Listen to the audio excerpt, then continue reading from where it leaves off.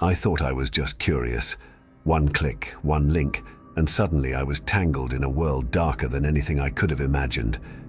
From hidden auctions selling souls to strangers watching my every move, the dark web isn't just a place, it's a trap. I should have stopped, should have turned back, but it was too late. Each click dragged me deeper, and now I'm not sure who's in control anymore. And the scariest part, I'm not the only one. What if you're next?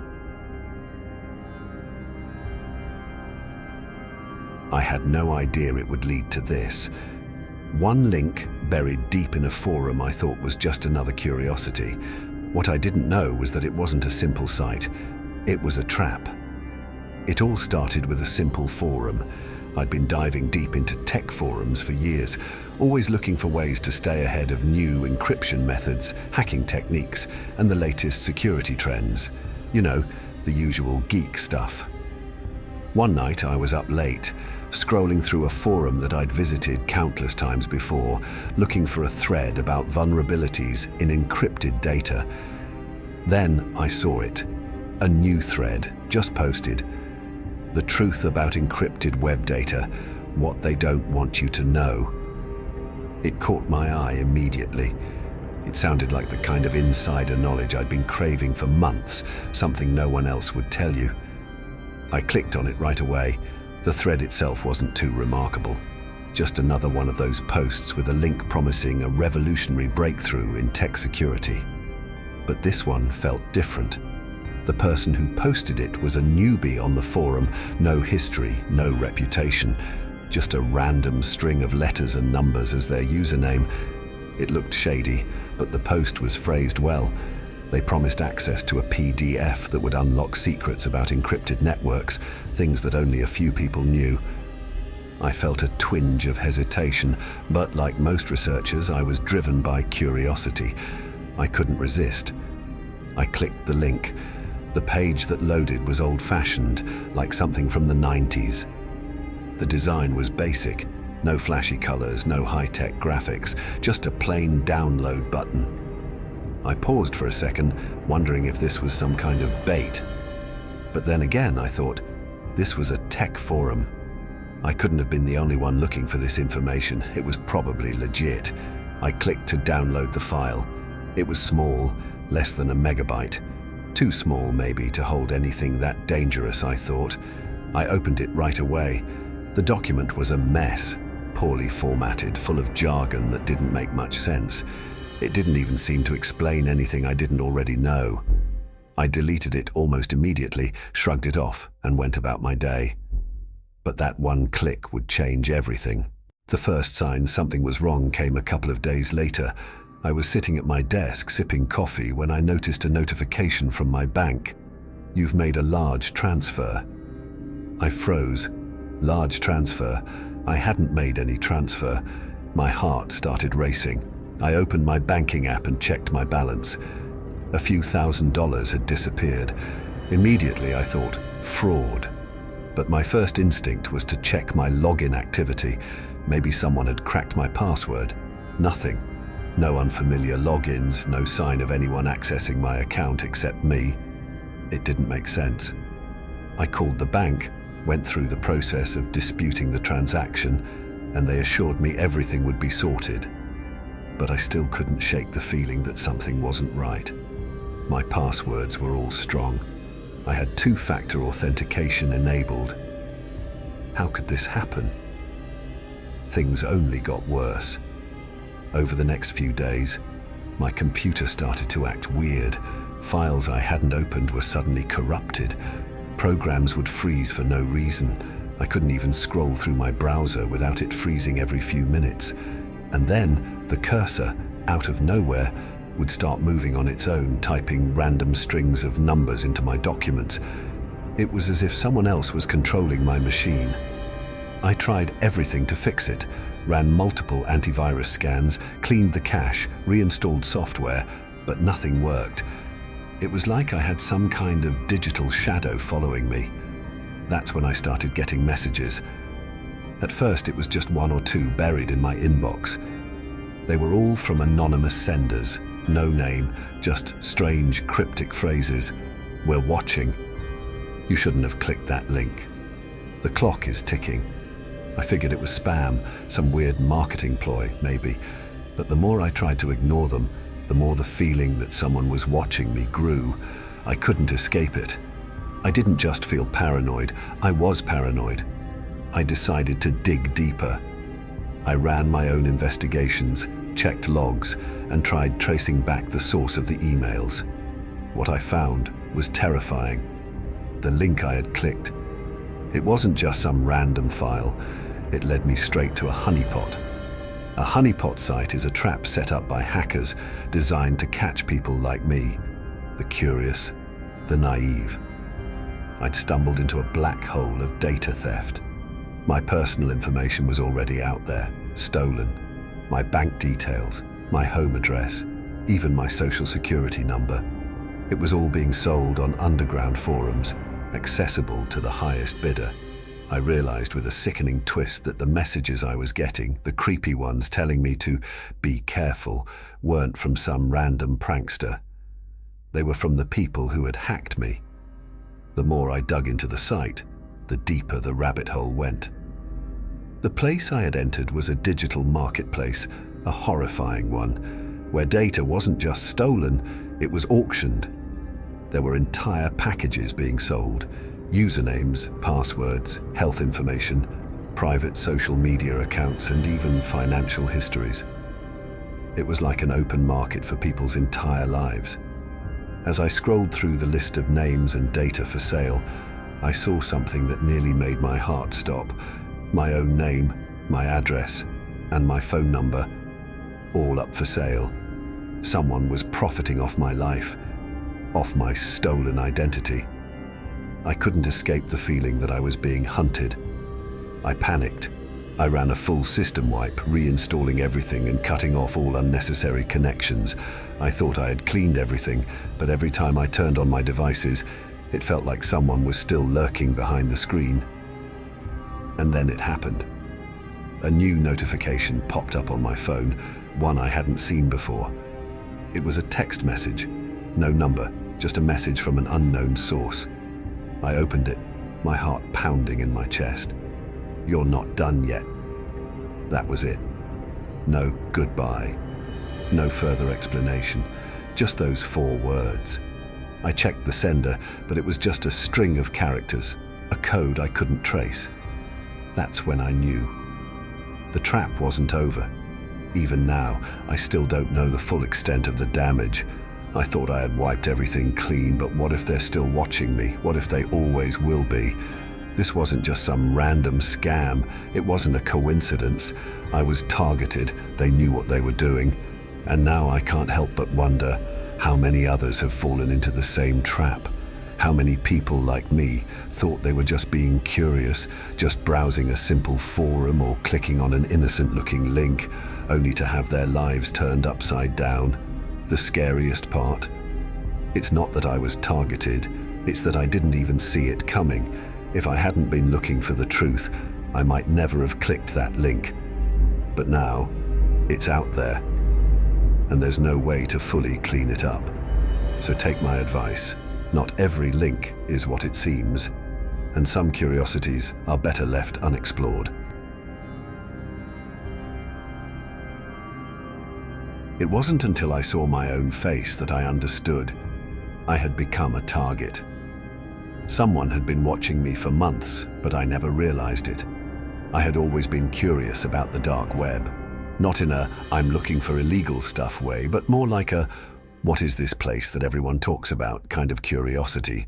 So, one night, I decided to dive in. I wasn't expecting anything too crazy, just a few forums about tech security and privacy issues. It seemed harmless at first. I found a thread about how our personal data is sold all over the internet, and I thought it would be interesting to learn more. It was the usual stuff. Vague warnings about online privacy, how we're all being tracked, how our data is everywhere. But then, as I kept scrolling, something caught my eye.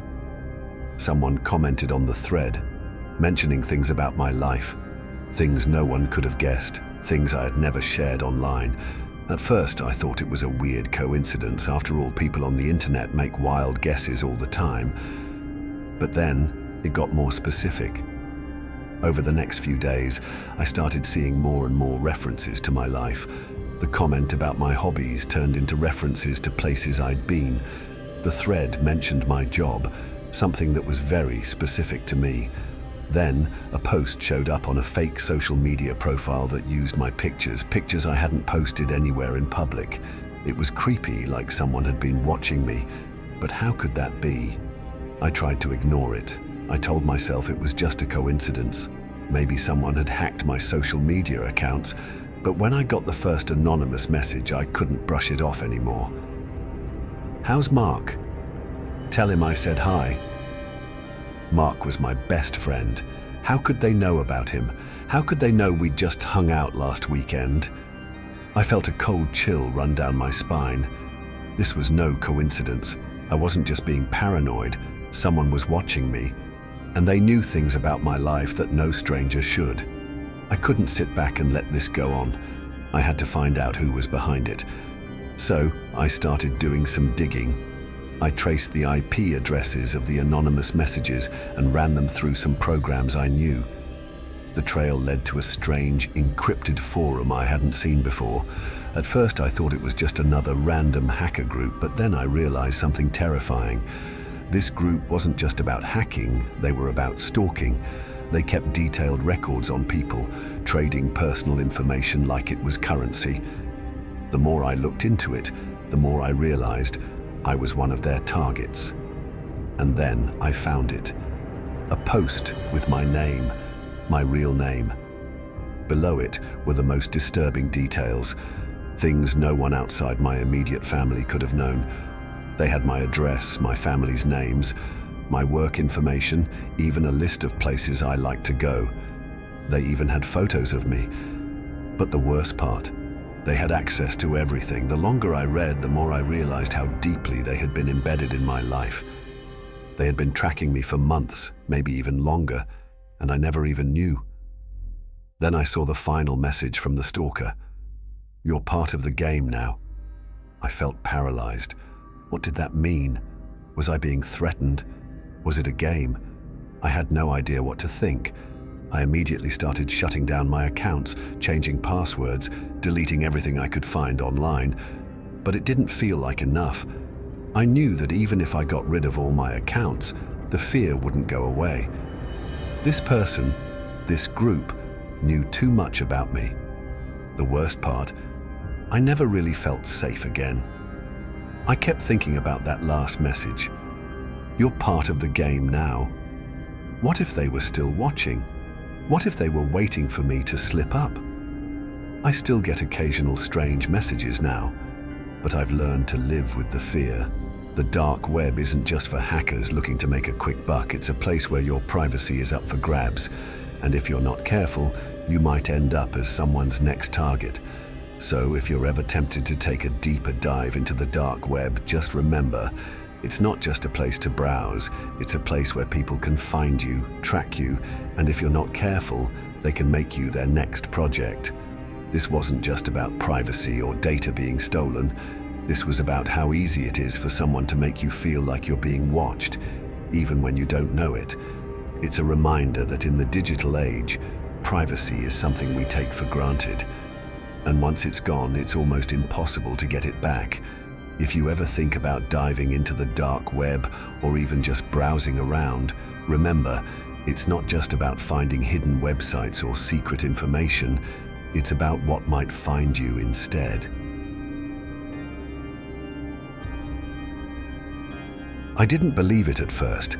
How could a digital auction selling something as absurd as souls exist? But then I saw it, and I realized the truth. This wasn't a joke. I've been on the dark web for a while. Not for anything illegal, but just for curiosity's sake. I like to poke around, see what's out there. I'm not a hacker or anything, but I know my way around. One night, I found a forum. It wasn't anything special at first, just some usual threads about deep web security, weird tech stuff and the like. But then I saw something strange. I thought it was a joke. I mean, who in their right mind would post something like that, right? Selling souls. But I clicked anyway. Something about it intrigued me. At first, I thought it was just some dark humor. There were links to listings on the site, and the more I scrolled, the more bizarre the items got. Untraceable data, fake IDs, illegal weapons, and then I saw it. I almost clicked away, but then I saw something that made me stop. It wasn't just some random name, it was my name. The listing had personal details about me. Not much, but enough to make my stomach drop. It wasn't a joke. Someone was actually offering my soul, and somehow, someone knew who I was. I couldn't stop thinking about it. My name, my details. How could they know? I kept telling myself it was a scam, a mistake. I didn't want to admit that it could be real. So, I stayed away from the auction for a couple of days, but I kept coming back to it. The idea of someone having access to my life like that, it haunted me. I started looking deeper into the auction. The more I dug, the more I realized this wasn't some sick joke. This was a real, functioning market. A place where people were selling things that went beyond just data and identities. There were other listings too, things like memory boxes where people sold personal memories, or worse, human trafficking rings disguised as simple auctions. But the most chilling part, the bidding wasn't just for data or stolen information. The bidding was for people's lives. I saw a listing for a person named Evan. He was offering his soul, willing to give up everything for a price. The auctioneer wrote that it would be the highest bidder wins. What the hell did that even mean? The more I investigated, the more I realized I was in way too deep. I wasn't just looking at a marketplace for illegal goods. I was looking at something far worse. I somehow found the deeper layers of the auction site, and I couldn't believe what I saw. It wasn't just a list of items being sold, there was a whole database, names, photos, details, and worst of all, it wasn't just people selling their data or digital footprints, they were offering themselves up. Some of them were desperate. They thought they could get out of debt or find a way out of their messed up lives. Others, like Evan, were clearly at their breaking point. But the thing was, once you entered the auction, you weren't just offering data, you were offering something more. You were offering your life, your very existence, the most disturbing part. The buyers weren't just taking the data, they were taking control. Some buyers just wanted a piece of the auctioned life. Others took things far darker. I started going through some of the listings, and I came across a file that stopped me dead in my tracks. It was a log, a list of auction winners. At first, it just seemed like a bunch of usernames and a few digital transactions, but then I saw a note. Buyer took delivery. Delivery? What did that mean? I clicked the link to find out, but what I found made my stomach drop. There were names, real names, people who had been sold in these auctions, and the worst part, it looked like some of them had been erased, crossed out. There was a note that read, "Buyer took delivery." I felt the panic rise in my chest. What did it mean? Were these people gone? I knew I had to get out. I'd gone too far. I couldn't just let it go. So, I gathered all the evidence I could, screenshots, files, anything I could use to expose the auction. But as soon as I started gathering evidence, I got a message. It was simple, just a few words. "You've been sold." I froze. I tried to close the message, but the screen wouldn't let me. My heart was pounding in my chest. How did they know? That was when the warning popped up, a message from the auction site. The words were short, but they were enough to send a chill through me. The auction never ends. I didn't know what to do. I deleted everything, every file, every trace. I wiped my devices clean. But even then, I couldn't shake the feeling that they were still out there, watching. The buyers, the auctioneers, whoever was behind this. I shut everything down, changed all my passwords. But something tells me it's never really over. Maybe the auction hasn't ended. Maybe I'm just waiting for the next round to start. The concept of selling your soul has always been a metaphor. But in the dark web, it's more than just words. It's a marketplace, a place where people trade their lives, their identities, and their very existence. The terrifying thing is how easy it is to get caught up in it. What started as a sick joke turned into something real, something dangerous.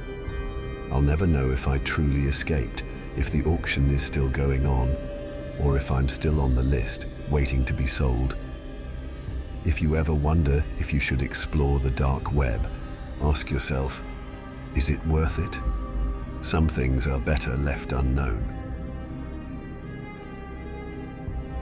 I thought I was safe. I thought the deep web was just a myth. But when I clicked that link, I didn't just step into the shadows. I became part of something far worse. I was always into tech. I loved learning about cybersecurity, encryption, and how everything online worked beneath the surface. I spent hours reading about hacking and figuring out how to keep my own stuff safe. To me, it wasn't just about breaking systems, it was about understanding them. The more I learned, the more I felt like I had control over my digital world. One evening, while browsing through a tech forum, I came across a thread titled "Advanced Techniques for Deep Web Security Research." The thread looked pretty legit. It was filled with discussions about encryption, secure communications, and the importance of staying safe on the web. It felt like it could be a great place for someone like me who loved to learn about these things. The deeper web, the hidden internet, had always intrigued me, but I'd always stayed away, thinking it was too dangerous. But this thread, it didn't feel dangerous. It felt like an opportunity. So I clicked on the link provided, and what I found was a private chat room for people who shared the same interests as me: security research. The conversation seemed innocent enough. People were talking about bypassing security systems, sharing tips for staying anonymous online, and discussing how encryption could protect personal information. I was hooked. This was exactly what I was looking for. But the more I engaged with the group, the more it felt off. At first, everything seemed normal. We talked about the importance of digital privacy, encryption algorithms, and the best VPNs to use. But then, the conversation started shifting. People began talking less about encryption and more about bypassing security systems, real, actual systems, hacking into government databases, infiltrating networks, selling data. The discussions were no longer academic. They were practical. And that's when I began to get uncomfortable. Still, I thought I could handle it. After all, I was just there to learn. But one night, someone sent me a direct message. The username was random, just a bunch of numbers and letters. The message itself was short but strange. "How far are you willing to go?" It didn't make sense. I ignored it at first, but the messages kept coming. I couldn't shake the feeling that something wasn't right. The group seemed to be full of people willing to go way further than I ever intended. Then, someone sent me a link to a new site. This one was different. It wasn't just a forum or a chat room. It was a private page, only accessible through a secure network. The message said, "Here's where the real deep web starts. Come take a look." I wasn't sure what to expect, but my curiosity got the better of me. So I clicked the link. The website I landed on was nothing like I'd ever seen before. It was a marketplace. Not just any marketplace, though. This was the kind of place you'd only see in horror stories. There were listings for things that should never be sold: data, personal information, weapons. But what really caught my eye was a section titled "The Auction." It looked like a dark joke at first. People were apparently selling their souls, offering personal details like their full names, addresses, and even photos. I thought it was a sick prank. Who would actually buy something like that? But as I scrolled down, I saw something that made my stomach drop. Real information. Not just random names, but people I recognized. people who were involved in the same chat rooms, forums, and circles I'd been a part of. These weren't just fake profiles. These were real people, their identities laid bare for the highest bidder. I scrolled down further, and the auctions got even darker. People were selling access to bank accounts, hacked emails, stolen identities. Some of the listings were so detailed it felt like I was seeing something illegal, something I shouldn't have been looking at. Then I came across a listing with a name I knew. It was someone I had spoken to in one of the groups, a fellow security enthusiast. His profile wasn't just his name, it included his home address, phone number, and even his family's information. He had posted it himself, along with the phrase, "Selling my soul, highest bidder wins." I felt a cold sweat break out. This wasn't a joke anymore. This wasn't some underground forum for security geeks. This was the real deep web, a place where people didn't just talk about hacking, they did it. And they sold the consequences. That's when I realized I had been pulled into something much darker than I could ever have imagined. I didn't know what to do next. The sight was terrifying, but I couldn't stop myself from looking. I had seen so much already, and that's when things took a turn for the worse. I started receiving strange messages from anonymous accounts. One was just a simple line, "You're next." Another said, "You've been watching, and now they're watching you." I froze. Panic set in. Had I done something wrong? Had I crossed a line? Was I going to be the next person sold on that dark auction? I tried to shut everything down. I deleted accounts, wiped my browser history, logged out of everything. But it wasn't enough. The feeling of being watched didn't go away. It followed me everywhere. Every time my phone buzzed, I flinched. Every time I saw an unfamiliar name in my inbox, my heart raced. That night, I did everything I could think of to cover my tracks. I used a secure wipe tool, turned off all my devices, and changed my passwords. But even then, the fear lingered. Then, just as I thought I might be safe, I received a message. It was brief, cryptic, and horrifying. "You're in the game now. You can't leave." The words hit me like a ton of bricks. I wasn't just a casual observer anymore.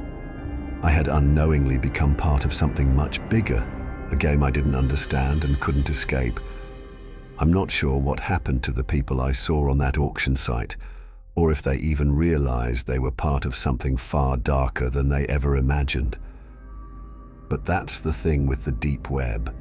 It's a world built on secrecy and shadow. Once you're in, it's impossible to know who's watching you, who's using your data, or who's ready to exploit you. The worst part, I don't know if I'm truly safe. The feeling of being watched hasn't gone away, and I know that if they can find me, they can find anyone. So, if you're thinking about exploring the deep web, remember this: curiosity can be dangerous. And sometimes, once you take that first step, there's no turning back. Be careful what you click. Be careful who you trust. Because in that dark world, there's always someone watching. It started with a message from a ghost, or at least that's what I thought it was at first. The more I tried to ignore it, the more I realized it wasn't just a message. It was a warning. It was late. One of those nights when time blends into itself. I was scrolling through my encrypted messaging platform, just checking some dark web forums, maybe responding to a few deals, when I saw it. An anonymous message from someone I didn't recognize. Normally, I wouldn't think twice about it. The dark web's full of weird stuff, and most messages were just people trying to sell something or pitch some odd idea. But this one felt different. The message was simple, no words, just a picture. It was an old photo, grainy and washed out, the kind you'd find in an album buried in the attic. It was of a place I knew all too well, my childhood home. But it wasn't a recent photo. It was the house the way it looked years ago before I left, before everything changed. My parents had moved out a while ago, so it was strange to see it again. even in this distorted form. But that wasn't the creepiest part. The photo was just the beginning. There was a message below it. "You know where this is." And then, attached to it, a link. At first, I thought it was some kind of prank. A hacker with too much time on their hands trying to mess with me. So I shrugged it off and almost clicked away. But then, curiosity took over. I didn't think much of it at the time. I just thought, what's the harm in clicking a link? Big mistake. When I clicked it, the page that loaded wasn't anything like I expected. It wasn't some weird, flashy, dark web marketplace or one of the usual scam sites. This page was different. It looked basic, too basic. A dark red background with some scattered text and symbols like something out of a forgotten website from the early 2000s. It didn't scream danger. If anything, it felt abandoned. But the longer I looked, the more unsettled I became. As I scrolled down, I started seeing faces, lots of them. Faces that didn't belong to anyone I knew. But they felt familiar in a way that sent chills down my spine. The faces weren't celebrities or random stock images. They were of real people. But there was something odd about them. As I stared at them, a thought flickered in my head. I know these people. I don't know them personally, but I've seen them somewhere. The more I scrolled, the worse it got. Each face came with a profile, a name, a city, a few lines of personal information. I wasn't sure if these were stolen identities or something else, but what caught my eye was that, hidden among the others, my name appeared. I stared at the screen, my heart pounding. My name, my details, right there, on that page. How did they know?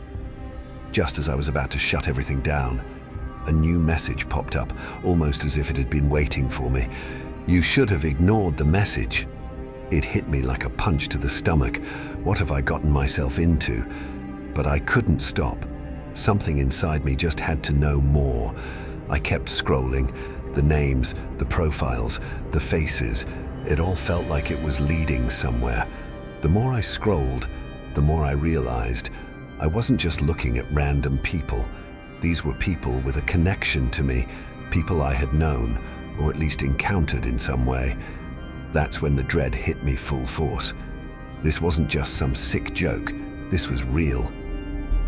I dove deeper into the site, and that's when the full scope of what was happening hit me. This wasn't just some weird collection of stolen identities. It was a game, a sick, twisted game that had been running for years in the hidden corners of the dark web. The more I explored, the clearer it became. People weren't just showing up on this site because they were being stalked. They were part of the game. The people who got listed, they were targets. Each person marked on that page was someone who had been carefully selected to play. Some of them had even disappeared without a trace, and the ones who hadn't, they were being hunted. The auction-style page was selling more than just information. It was selling lives, or at least the illusion of them. There were profiles with terrifyingly detailed personal information, auctioning off everything from private data to, well, something darker. The deeper I dug, the more I understood. This was a group of people who preyed on those who wandered too deep into their world. They hunted people like me, curious, naive, and maybe a little too cocky. I thought I could just walk away. But once you've seen something like this, you can't just unsee it. I did what I could to get out.